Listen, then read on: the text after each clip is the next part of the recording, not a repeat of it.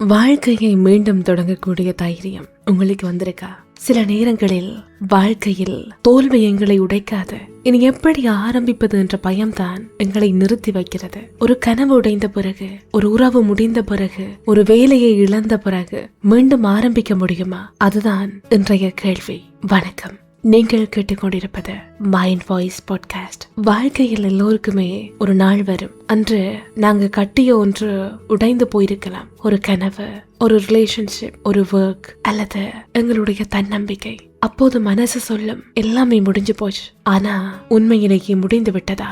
ஒரு சின்ன கதை சொல்லவா? ஒரு மனிதன் இருக்கிறான். பல வருடங்கள் உழைத்து ஒரு சிறிய பிசினஸை ஆரம்பிக்கிறான். அவனுக்கு பெரிய கனவுகள் இருந்தன. ஆனால் சில மாதங்களிலேயே பிசினஸ் தோல்வி அடைந்தது. கடன், விமர்சனம், ஏமாற்றம், அவன் எல்லாவற்றையும் இழந்து விட்டதாக நினைக்கிறான். பல மாதங்கள் அவன் எந்த முயற்சியுமே செய்யவில்லை. ஒரு நாள் அவன் ஒரு சிறிய பூங்காவுக்குள்ள போய் அமர்ந்திருக்கிறான். அப்போது ஒரு சிறிய குழந்தை சைக்கிளை ஓட்ட கற்றுக்கொண்டிருந்தது. அது விழுந்தது, மீண்டும் விழுந்தது, மீண்டும் விழுந்தது, மீண்டும் முயற்சி செய்தது. அதை பார்த்து கொண்டிருந்த அவனுக்கு ஒரு விஷயம் புரிந்தது. விழுவது தோல்வி இல்ல, இல்லாமல் இருப்பதுதான் தோல்வி.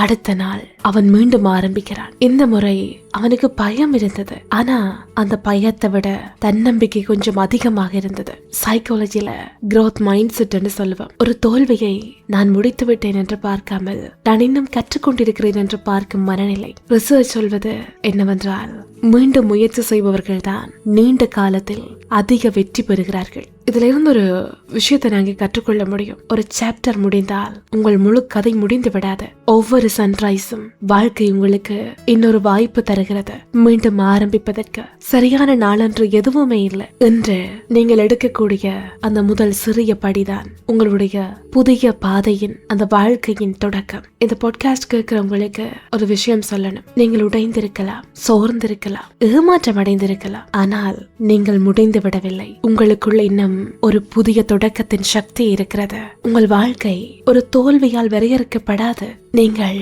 மீண்டும் எழ முடிவு செய்யும் நாள் தான் வரையறுக்கப்பட்டது. This is Mind Voice Podcast. Every ending carries the seed of a new beginning. Believe in your next chapter. உங்கள் வாழ்க்கையில் நீங்கள் மீண்டும் ஆரம்பிக்க விரும்பும் ஒரு விஷயம் என்ன? கமெண்ட் பண்ணுங்க. It's never too late to begin again.